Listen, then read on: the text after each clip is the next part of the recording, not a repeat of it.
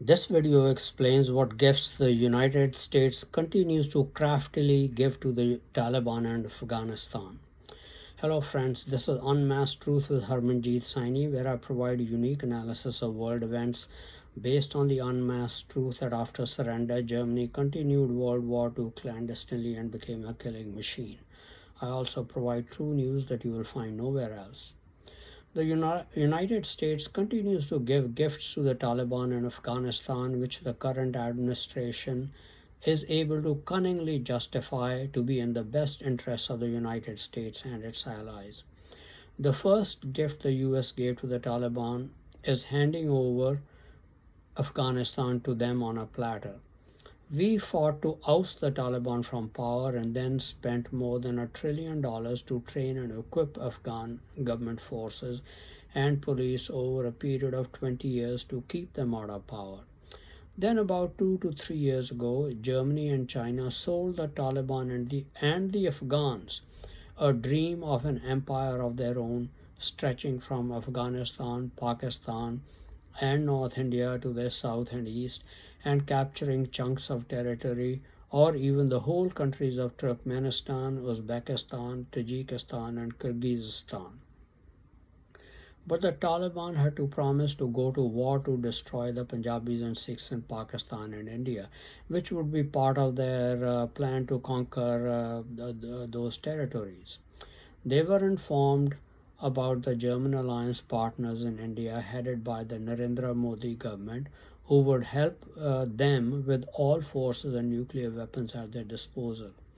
The Taliban were informed that Iran is also allied with them in this adventure and will help. They were also promised Chinese help in any war. The Taliban, the Afghan government of Ashraf Ghani, and the top Afghan leaders such as Hamid Karzai and Abdullah Abdullah, and the regular Afghan military and police forces, as well as the Afghan people, bought the vision and decided to implement it. The question then was how to get the United States and Britain out of Afghanistan and help the Taliban take over government in Afghanistan. The Germans know that they can rely on German masqueraders who are people of German descent living in white countries, that they can rely on German masqueraders in America and Britain to deliver this outcome. Then the German masqueraders in America and Britain, in their most diabolical, cunning craftiness, went to work to get the US and Britain out of Afghanistan and help make the dream a reality. The Taliban will now be obligated to deliver on their promise to attack the Punjabis and Sikhs in Pakistan and India. Under the guise of getting the United States out of a 20-year-long war and stop sacrificing more of its sons and daughters along with huge costs, they started negotiating with the Taliban to come to a negotiated settlement of the conflict. The ostensible goal was for the Taliban and the Afghan government of Ashraf Ghani to come to a power sharing arrangement, but that was a smoke screen. In reality, the German masqueraders in the United States government did not want a negotiated settlement. They wanted the Taliban to come to power. The Afghan regular army did not resist because they all were in on the deal to allow the Taliban to gain power. Ashraf Ghani fleeing Afghanistan was also a smoke screen. His getting out of the way to allow the Taliban to take over was all planned. ISIS-K is another smoke screen. In its ranks are former Taliban members. Now that the Taliban have taken over government, they cannot be expected to continue global terrorism. So another group was needed to continue terrorism in neighboring countries such as Pakistan, North India, and against the United States, Britain, and the Jews worldwide. ISIS-K has been created to fulfill that role from now on. The Taliban now controls 75,000 of its own fighters, 350,000 very well armed soldiers and officers of the Afghan government forces. That force rivals the Pakistan army of 560,000 active duty personnel. Then we must take into account the fact that many in the Pakistani army are Pashtuns who are loyal to their Pashtun brothers in Afghanistan. They constitute about 15.4% of Pakistan's population.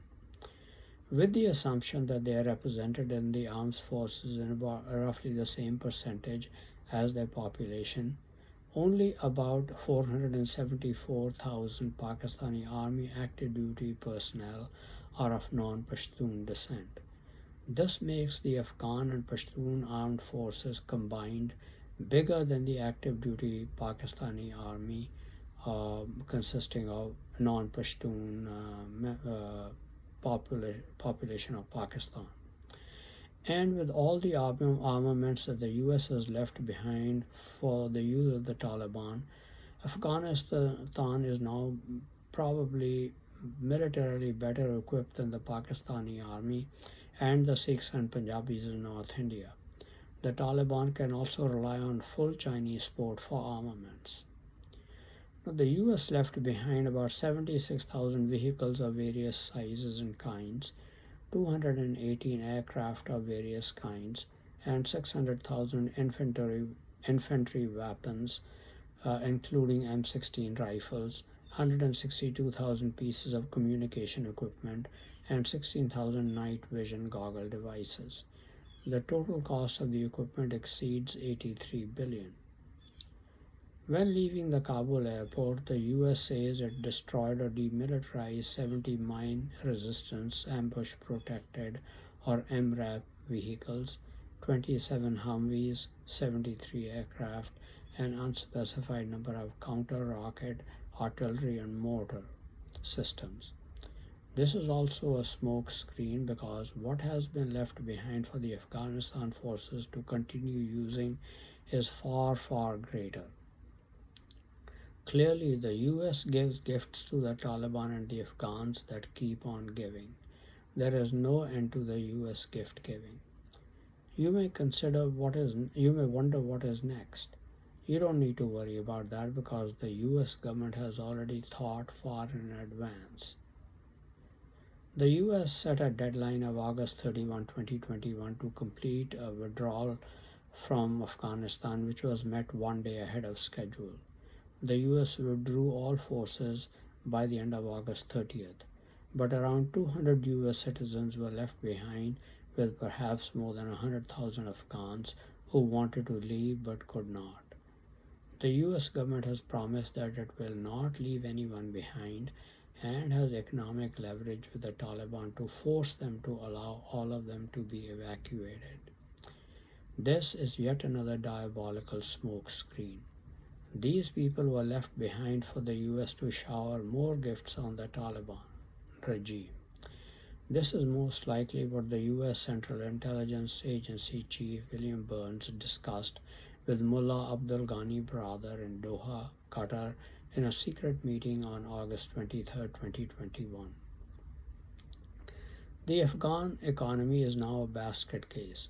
It will require a lot of foreign help.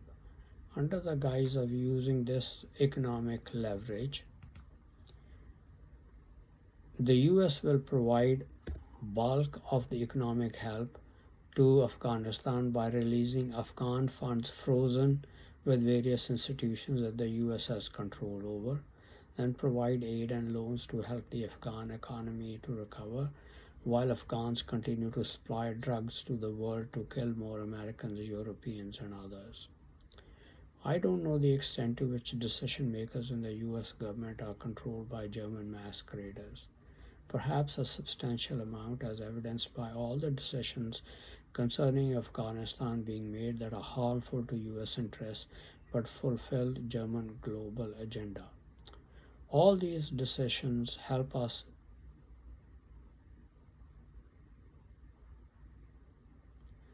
our enemy, the Taliban. Then there are masqueraders outside our government who make decisions that benefit Germany and them and their allies. Finally, there are decision makers of non German descent who make decisions in the interests of the USA and not Germany. I am with this latter group.